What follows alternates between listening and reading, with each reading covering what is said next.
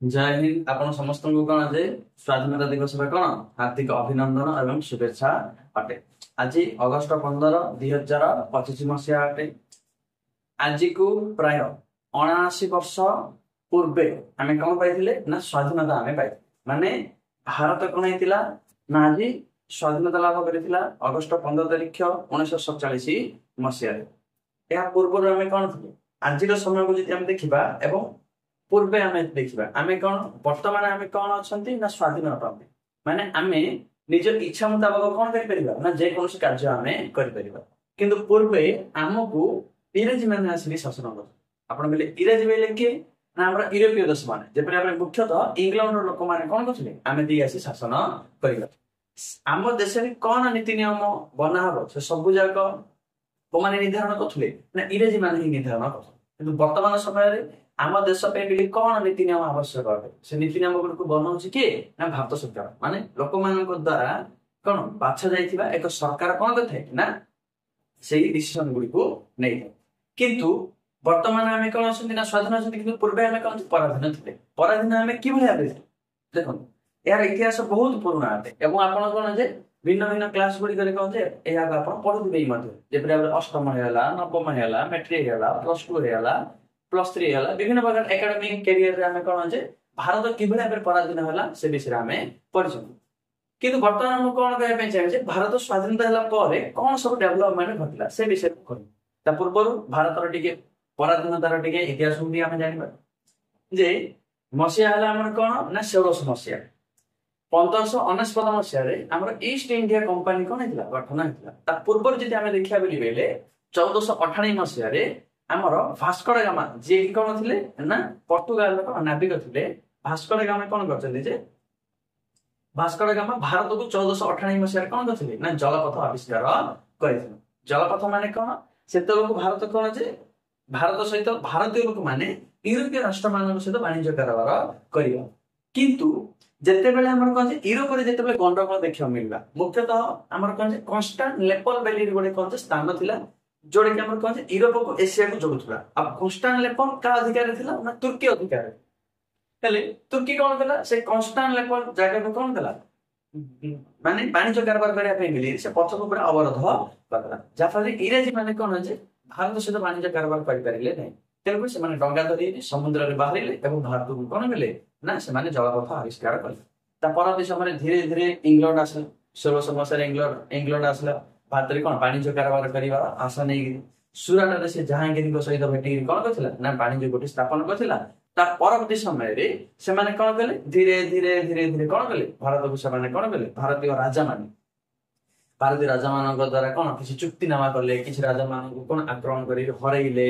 एवं किसी जो कला से हमर दुर्जन नीति बल रे कौन करथिले ना भारतर अधिकांश राज्य को से माने जय करबा को धीरे धीरे एपरि आसला हमर कौन जे ना 1757 रे हमर पलासी युद्ध हैला तापर हमर पलासीला कौन 1764 मसीहा हमर कौन हैला ना बक्सर युद्ध ऐतिहासिक कार माने कहउछथि जे प्रकृत हार हमर कौन जे हमर 1764 रे बक्सर युद्ध रे ही हैता कहीं से समय इंग्रेजी माने भारतर प्रमुख 3टी जपरी बड़ बड़ राज्य थे जो राजा थे जपरी शाह आलम द्वितीय सिराजउद्दौला और बंगर नवाब एम इंग्रेजी मान नेतृत्व हेक्टर मुनरो जी कौन करते ना परास्त करदे कौन होता भारत निज परास्त कहानी को लिखा आरंभ कर इंग्रेजी मान मनोबल सुदृढ़ होगा मुझे गोटे थर के 3टा भारतर राजा को जब कौन करदे प्रतिहत करदे तेज मुझे सब शक्तिशाली अटे से भाभी कौन कला धीरे धीरे निजर साम्राज्य को विस्तार करी संपूर्ण रूपे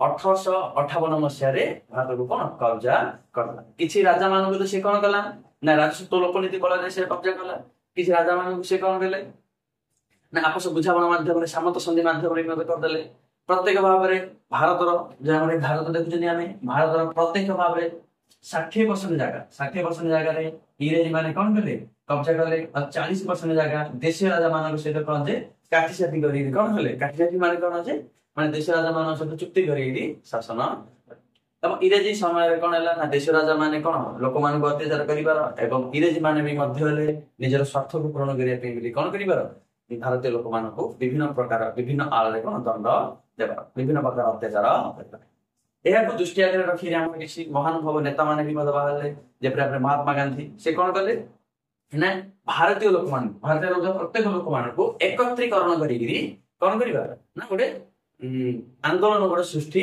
କରିବା, ଯାହା ମାଧ୍ୟମରେ ଆମେ ଇଂରେଜୀ ମାନଙ୍କୁ କଣ କରିବା ନା ପ୍ରତିହତ କରିବା। ମାନେ ଭାରତରେ ଜାତୀୟ ଏକତା ସୃଷ୍ଟି କରାଇବାରେ ମୁଖ୍ୟ ଭୂମିକା କିଏ ଗ୍ରହଣ କରିଥିଲେ ନା ମହାତ୍ମା ଗାନ୍ଧୀ, ଯାହା ନାଁ ହେଲା କଣ ମୋହନ ଦାସ କରମଚାନ୍ଦ ଗାନ୍ଧୀ। ସେ କଣ କରିଥିଲେ ନା ଭାରତୀୟ ଲୋକମାନଙ୍କ ମନରେ କଣ ଜାତୀୟ ଏକତା ସୃଷ୍ଟି କରାଇଥିଲେ, ଏବଂ ଜାତୀୟ ଏକତା ସୃଷ୍ଟି କରାଇ ସେ କଣ କଲେ ନା ତାଙ୍କୁ ସାହାଯ୍ୟ କରନ୍ତି ସେମାନେ ଜବାହରଲାଲ ନେହେରୁ, ସୁଭାଷ ଚନ୍ଦ୍ର ବୋଷ, ବିଭିନ୍ନ ପ୍ରକାର ମହାନୁଭବ, ଗୋପବନ୍ଧୁ ଦାସ, ଏମାନେ ସାହାଯ୍ୟ କଲେ। ଏବଂ ଭାରତ କଣ ହେଲା ନା 1947 ଅଗଷ୍ଟ 15 ତାରିଖ ଦିନ କଣ ହେଇଥିଲା ନା ସ୍ୱାଧୀନତା ହେଇଗଲା। ଇଂରେଜୀ ମାନେ ତ ଆମର ଯେତିକି ନୋଟିରେ ଯିବା କଥା ନୋଟି ଧରି କଲେ। ଏପରି ସଂଘର୍ଷ କାହାଣୀ ଆପଣ କଣ ଯେ ଇତିହାସ ବହିରେ ଆପଣ କଣ ଯେ ପଢିଥିବେ। ବର୍ତ୍ତମାନ ଆମେ ଜାଣିବା ଯେ 1947 ମସିହା ଅଗଷ୍ଟ 15 ତାରିଖ ଆମେ ସ୍ୱାଧୀନତା ପାଇଗଲୁ। ଆମ ଉପରେ କଣ ଇଂରେଜୀ ମାନେ ଏତେ ନା ଅତ୍ୟାଚାର କରି ଯାଇଥିଲେ ଯେ ଆମ ପାଖରେ ଖାଇବା ପାଇଁ ବି ମଧ୍ୟ କଣ ଯେ ଦି ରୁଟି ନଥିଲା। ମାନେ ବର୍ତ୍ତମାନ ଆମେ ଦୋଷ ଦେବା କାହାକୁ? ଇଂରେଜୀ ମାନେ ଶାସନ କରୁଥିଲେ ବୋଲି ଆମେ ଇଂରେଜୀ ମାନଙ୍କୁ ଦୋଷ ଦଉଥିଲେ ଯେ ଆମେ ଖାଇବା ଦଉନୁ, ଖାଦ୍ୟ ଦଉନୁ, ବସ୍ତ୍ର ଦଉନୁ, ବାସଗୃହ ଦଉନୁ। ଏବେ ତ ଭାରତର ଶାସନ ଭାର ଭାରତ ସରକାରଙ୍କ ନିଜ ଅଧିକାର ଅଛି। ହେଲେ ଆମେ କିଭଳି ଭାବରେ ଭାରତକୁ ସମୃଦ୍ଧିଶାଳୀ କରିବା? ଏବଂ ଇଂରେଜୀ ମାନେ କଣ କହି ଯାଇଥିଲେ ଯେ ଆମେ ତମକୁ ସ୍ୱାଧୀନତା ଦଉଛୁ ସତ, କିନ୍ତୁ ତମେ ଦରିଦ୍ର ହେଇକି ମରିବୁ। କିନ୍ତୁ ସେଇ ସମୟରେ ଆମେ କୌଣସି ପ୍ରକାର ପ୍ରତ୍ୟୁତ୍ତର ଦେଇନଥିଲେ ଏବଂ ଆମେ କଣ କରିଥିଲେ ଆମ ସଂଘର୍ଷ କାହାଣୀ କଣ କରିଥିଲେ ଆମେ ଆରମ୍ଭ କରିଥିଲେ। ସେଇ ସମୟରେ ଆମେ କଣ କଲେ ନା ଆମର ମୁଖ୍ୟ ଭୂମିକା ରହିଲା ଭାରତ ସରକାରଙ୍କର ଯେ ଭାରତକୁ କିଭଳି ଭାବରେ ଆମେ କଣ କରିବା ନା ଖାଦ୍ୟ, ବସ୍ତ୍ର, ବାସଗୃହ ପ୍ରତ୍ୟେକ ଲୋକମାନଙ୍କୁ ଦେବା। ତେଣୁକରି ସେ କଣ କଲେ ପଞ୍ଚବାର୍ଷିକ ଯୋଜନା ସେ ଗଠନ କଲେ। ଆପଣ କହିଲେ ପଞ୍ଚବାର୍ଷିକ ଯୋଜନା ମାନେ ସେ ନିର୍ଦ୍ଧାରଣ କଲେ ଯେ 5 ବର୍ଷ ପାଇଁ ବୋଲି ମୁଁ କଣ କରିବି ଗୋଟେ ନିର୍ଦ୍ଦିଷ୍ଟ ଢାଞ୍ଚାରେ ମାନେ ଗୋଟେ ନିୟମ ତ ମୁଁ କଣ କରିବି ନା ଡେଭଲପମେଣ୍ଟ କାର୍ଯ୍ୟ ମୁଁ କରିବି। 5 ବର୍ଷ ମଧ୍ୟରେ ମୋ ଲୋକମାନଙ୍କୁ ମୁଁ କଣ କରିବି ପ୍ଲାନିଂ ର ସହ ମୁଁ କଣ କରିବି ନା ନିଜର ଯେତିକି ମୋ ପାଖରେ ଟଙ୍କା ପଇସା ଅଛି ସେତିକି ମୁଁ କଣ କରିବି ୟୁଟିଲାଇଜ କରିବି, ମାନେ ଉପଯୋଗ କରିବି। ଆପଣ କହିଲେ ପ୍ଲାନିଂ ର ସହ କରିବି। ଯେପରି ମୁଁ ଆପଣଙ୍କୁ କହୁଛି ଆପଣଙ୍କୁ ମୁଁ 100 ଟା ଆଣିଦେଲି, ଆପଣଙ୍କୁ 100 ଟା ଆଣିଦେଲି, ଆପଣ ଯଦି ବିନା ପ୍ଲାନିଂ ରେ ଯଦି ଖର୍ଚ୍ଚ କରିବେ ଆପଣ ଯଦି ଗୋଟେ ଥର ଯାଇକି ଚାଉମିନ ମୋମୋ ଫୋମୋ ସବୁ ଖାଇଦେବେ, ଗୋଟେ ଥର ସରିଯିବ। ଯାହା ଫଳରେ ପରବର୍ତ୍ତୀ ସମୟରେ ଆପଣ କଣ ଅଛି ନା ପାଟିଟା ଆଁ କରିକି ବହୁଥିବେ ଅନ୍ୟ ଜଣ ଖାଇଲା ଆସେ। କିନ୍ତୁ ଆପଣ ଯଦି ପ୍ଲାନିଂ ର ସହ କରିବେ ଯେ 10 ଟା ଆଣିବେ ଖାଇବି, ଆଉ 10 ଟା ଆଣି ପରେ ଖାଇବି, ତାପରେ ଖାଇବି, ଆଉ 10 ଟା ଆଣି ମୁଁ ସଞ୍ଚିତ କରି ରଖିଦେଇଥିବି। କିଏ ଖାଉଥିବ ବୋଲି ମୋ ପାଟି ଟାକୁଟାକୁ ହବ, ମୋ ପାଟିଟା ଟାକୁଟାକୁ ହେଲେ ମୁଁ କିସ କରିବି ନା ସେ ଖାଉଥିବ ବୋଲି ମୋ ପାଖରେ ପଇସା ଅଛି ବୋଲି ମୁଁ କିଣିବି, ମୁଁ ବି କଥା ଟାକୁଟାକୁ କରିବି। ମାନେ ପ୍ଲାନିଂ ର ସହ ଯଦି ଆପଣ କରିବେ ତେବେ ଆପଣ ସବୁ କିଛି ଉନ୍ନତି ହବ। ଭାରତ ସରକାର ଆମର ସେଇ କଲେ 5 ବର୍ଷ ପାଇଁ ପଞ୍ଚବାର୍ଷିକ ଯୋଜନା ଆମର ଅଣାଗଲା। ପଞ୍ଚବାର୍ଷିକ ଯୋଜନା ନେଇ ଆମେ କଣ କଲେ ପ୍ଲାନିଂ ର ସହ ଡେଭଲପମେଣ୍ଟ କରିବା ଆରମ୍ଭ। ଏପରି ଭାବରେ ଆମର କଣ ହେଲା ନା ପଞ୍ଚବାର୍ଷିକ ଯୋଜନା ମାଧ୍ୟମରେ ଲୋକମାନଙ୍କର ଖାଦ୍ୟ, ବସ୍ତ୍ର, ବାସଗୃହକୁ ଆମେ କଣ ସେମାନଙ୍କୁ ପହଞ୍ଚାଇବା ପାଇଁ ଚେଷ୍ଟା କର। ପରବର୍ତ୍ତୀ ମାନେ କୃଷି କାର୍ଯ୍ୟରେ ଆମେ ଉନ୍ନତିକରଣ କରାଇଥିଲେ। ଜଳସେଚନ ପଦ୍ଧତିରେ ଆମେ କଣ କୃଷକମାନଙ୍କୁ ଡେଭଲପମେଣ୍ଟ କରିବା ପାଇଁ ସେମାନେ ଜ୍ଞାନ କୌଶଳ ଦେଲେ, ଜଳସେଚନ କରାଇଲେ, କେନାଲ ସୃଷ୍ଟି କଲେ, ନଦୀବନ୍ଧ ଯୋଜନା କଲେ, ଶିଳ୍ପ ଅନୁଷ୍ଠାନ ଗୁଡିକ ପ୍ରତିଷ୍ଠା କଲେ। ବଳକା ସମୟରେ ସେମାନେ ଯାଇ କଣ କରିବେ ନା ସେଠି ଯାଇ କାମ କରି ରୋଜଗାର ପାଇପାରିବେ। ତାପରେ ଭାରତର କଣ ଯେ ସଂଘର୍ଷ କାହାଣୀ ଅଧିକ। ତାପରେ ଆମେ ଦେଖିଲେ ଯେ ଆମର ଦିଟା ଶତ୍ରୁ ଆମର ବଡ ବଡ ଅଛନ୍ତି। ଆମର ଏକାନିକି ଅଛି ପାକିସ୍ତାନ, ଏକାନିକି ଅଛି ଚାଇନା। ହେଲେ ଆପଣ ଗୋଟେ ଜିନିଷକୁ କେବେ ହେଲେ ବଦଳେଇ ପାରିବେନି, ଆପଣଙ୍କର ପଡିଶା ଘରକୁ କେବେ ଆପଣ ବଦଳେଇ ପାରିବେ ନାହିଁ। ତେଣୁକରି ଆମର ପଡିଶା ଘରର କଣ ଯେ ବିଭିନ୍ନ ପ୍ରକାର ସମସ୍ୟା ଦି ଜଣ ଜାଗା ଆମେ ଦେଖିବା ପାଇଁ ମିଳିଥିଲା। ତେଣୁକରି ଆମେ ପରବର୍ତ୍ତୀ ସମୟରେ କଣ କଲେ ନା ପ୍ରତିରକ୍ଷା ଉପରେ ଆମେ କଣ କଲେ ଅଧିକ ଜୋର ଦେଲେ। ଆଉ ଆଜି ଭାରତ କଣ ହେଇଛି ନା ପ୍ରତିରକ୍ଷା ଆତ୍ମନିର୍ଭରଶୀଳ ହେବା ପାଇଁ ଚେଷ୍ଟା କରୁଛି। ଆମର ବର୍ତ୍ତମାନ ଯାହା ବି ମଧ୍ୟ ଆର୍ମିର ରିକ୍ୱାରମେଣ୍ଟ, ଆର୍ମିର ଯେପରି ଭାବରେ ଇକ୍ୱିପମେଣ୍ଟ, ଯେପରି ଭାବରେ ଆମର ଅସ୍ତ୍ର ଶସ୍ତ୍ର ଆଜି ଆମେ ବନାଉଛୁ, ଯେପରି ଭାବରେ ବ୍ରହ୍ମୋସ ହେଇଗଲା ଆମେ ନିଜେ ବନେଇଛନ୍ତି, ରୁଷର ଆମ ସହାୟତାରେ ବନେଇଛନ୍ତି, ଅଗ୍ନି 5 ହେଇଗଲା, କାଳି ହେଇଗଲା, ତାପରେ ସୁଦର୍ଶନ ହେଇଗଲା, ବିଭିନ୍ନ ପ୍ରକାର ଆମର ଅସ୍ତ୍ର ଶସ୍ତ୍ର ବି ଆମେ କଣ ଡେଭଲପମେଣ୍ଟ କରି ଆସିଛୁ।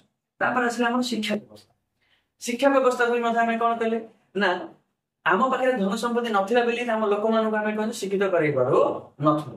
କିନ୍ତୁ ଏହା ନିଶ୍ଚିତ ଯେ ଯଦି ଶିକ୍ଷାକୁ ଯଦି ଗୋଟେ ଦେଶ ଯଦି ଅଧିକ ଗୁରୁତ୍ୱ ଦବ ତେବେ ନିଜ ଦେଶ ଡେଭଲପମେଣ୍ଟ ହେବାର କନଫର୍ମ ହବ। ତେଣୁକରି ଭାରତ ସରକାର କଣ କଲା ନା 2002 ମସିହାରେ ଆମର ଯୋଉ ଶିକ୍ଷାକୁ ମୌଳିକ ଅଧିକାରରେ କଣ ସ୍ଥାନିତ କରାଗଲା। ସମ୍ବିଧାନରେ ଲେଖା ଯେ 6 ରୁ 14 ବର୍ଷର ପ୍ରତ୍ୟେକ ଶିଶୁମାନଙ୍କୁ ବାଧ୍ୟତାମୂଳକ ଭାବରେ କଣ ଦିଆଯିବ ମୌଳିକ ଶିକ୍ଷା ଦିଆଯିବ, ଯାହାଫଳରେ ସେମାନେ ମାଗଣାରେ ଦିଆଯିବ, ଯାହାଫଳରେ ସେମାନେ ଡେଭଲପମେଣ୍ଟ ହେଇପାରିବେ ଏବଂ ନିଜର ଉନ୍ନତି କରିପାରିବେ। କିନ୍ତୁ ଆଜି ସେଇ ଶିକ୍ଷା ବ୍ୟବସ୍ଥା ହିଁ ଆମର କଣ ହେଇଛି ନା କିଏ ବି ମଧ୍ୟ ଧ୍ୟାନ ବି ମଧ୍ୟ ଦଉନାହାନ୍ତି। ନା ସରକାର ଠିକ ଭାବରେ ଧ୍ୟାନ ଦଉଛି ନା ଜନତା ବି ମଧ୍ୟ ଠିକ ଭାବରେ ଧ୍ୟାନ ଦଉଛି। ଶିକ୍ଷାକୁ ବର୍ତ୍ତମାନ କଣ ଯେ ସରକାର ତ ପୁରା ହେୟ ଜ୍ଞାନ କରିଦେଲାଣି ମାନେ କରିଛନ୍ତି, କିନ୍ତୁ ଆମେ ତାକୁ ହେୟ ଜ୍ଞାନ ନ କରିବାକୁ ପଡିବ। ଆମେ କଣ କରିବା ଶିକ୍ଷା ଉପରେ ଆମେ ଅଧିକ ଗୁରୁତ୍ୱ ଦେବା। ସରକାର ଡେଭଲପମେଣ୍ଟ କାର୍ଯ୍ୟ କରୁଛନ୍ତି, କିନ୍ତୁ କାଗଜ ପତ୍ରରେ କଣ ଦଉଛନ୍ତି ନିମ୍ନ ସ୍ତରକୁ ଆସିଲା ଆସି ବିଭିନ୍ନ ପ୍ରକାର କଣ ସବୁ ସମସ୍ୟା ଗୁଡ଼ିକ ଦେଖିବା ପାଇଁ ମିଳୁଛି। କିନ୍ତୁ ସରକାର ପଇସା ଖର୍ଚ୍ଚ କରୁଛନ୍ତି ଆମର କଣ ଯେ ଶିକ୍ଷା ଉପରେ ପଇସା ଖର୍ଚ୍ଚ ଆମର କରୁଛନ୍ତି, ହେଲେ ଶିକ୍ଷା ଉପରେ ଆମେ ଉନ୍ନତିକରଣ କରୁ। ତାପରେ ଏଠାକାର ନାରୀ ମାନଙ୍କୁ ସଶକ୍ତିକରଣ କରିବା ପାଇଁ ବୋଲି ବିଭିନ୍ନ ପ୍ରକାର ଯୋଜନା ମାନ ଯେପରି ଭାବରେ ନାରୀ ସଶକ୍ତିକରଣ ହେଲା, ସ୍ୱୟଂ ସହାୟକ ଗୋଷ୍ଠୀ ହେଇଗଲା, ଏପରି ବିଭିନ୍ନ ପ୍ରକାର ଆମର କଣ ଯେ ଡେଭଲପମେଣ୍ଟ କାର୍ଯ୍ୟ ଆମେ କରୁଛୁ। ମାନେ ଦେଶ ସ୍ୱାଧୀନତା ହେଇଗଲା ସତ, କିନ୍ତୁ ଆମେ ନିଜକୁ ନିଜେ ଆତ୍ମନିର୍ଭରଶୀଳ କରିବା ପାଇଁ ବୋଲି ଆମେ କଣ ବହୁତ ସଂଘର୍ଷଶୀଳ ହେଇକିରି ସଂଘର୍ଷଶୀଳ ଆମେ କଣ କହୁନାହାନ୍ତି ସେହି ସଫଳତାରେ ମଜା ନାହିଁ ଯେଉଁ ସଫଳତାରେ କଣ ଅସଫଳ ନାହିଁ। ମାନେ ଅସଫଳ ହଉଛ ବୋଲି କେବେ ହେଲେ ଡରିବ ନାହିଁ, କାହିଁକି ନା ଯଦି ଅସଫଳ ଅଛ ତେବେ ସେ ଅସଫଳତା ଯୋଗୁଁ ହିଁ ଆପଣ କଣ ଯେ ଦିନେ କଣ ହେଇପାରିବେ ଉଚ୍ଚ ସ୍ତରକୁ ଯାଇପାରିବେ। ଏବଂ ଉଚ୍ଚ ସ୍ତରକୁ ଯେତେବେଳେ ଯିବେ ସେତେବେଳେ ଦେଖିବେ ଯେ ମୁଁ ଏପରି ଭାବରେ ମତେ ଭୁଲ କାର୍ଯ୍ୟ ଯାକ ଅଛି। ଆଉ ଭୁଲ କାର୍ଯ୍ୟରେ ଆପଣ କଣ ଯେ ପ୍ରତ୍ୟେକ ଦିନ କିଛି ନା କିଛି ଶିକ୍ଷା ପାଇଁ ମିଳିବ। ତେଣୁକରି ଭୁଲ ହେଇଯାଉଛି ବୋଲି କେବେ ମତେ ଡରିବା ନାହିଁ। ଭୁଲ ହିଁ ଆମର କଣ ଠିକ ହୋଇଥାଏ। ସଂଘର୍ଷ ସଂଘର୍ଷ ହିଁ କଣ ଯେ ଜୀବନର ସବୁଠାରୁ ବଡ ସତ୍ୟ କୋଉଟା ଅଟେ? ପରିବର୍ତ୍ତନ। ଏଠି ସମସ୍ତେ ପରିବର୍ତ୍ତନ ହେଇ ଯାଉଛନ୍ତି। ଯେପରି ଆମେ ଦିନେ ଥିଲା ଆମେ କଣ ଯେ ଭାରତ କଣ ଥିଲା ନା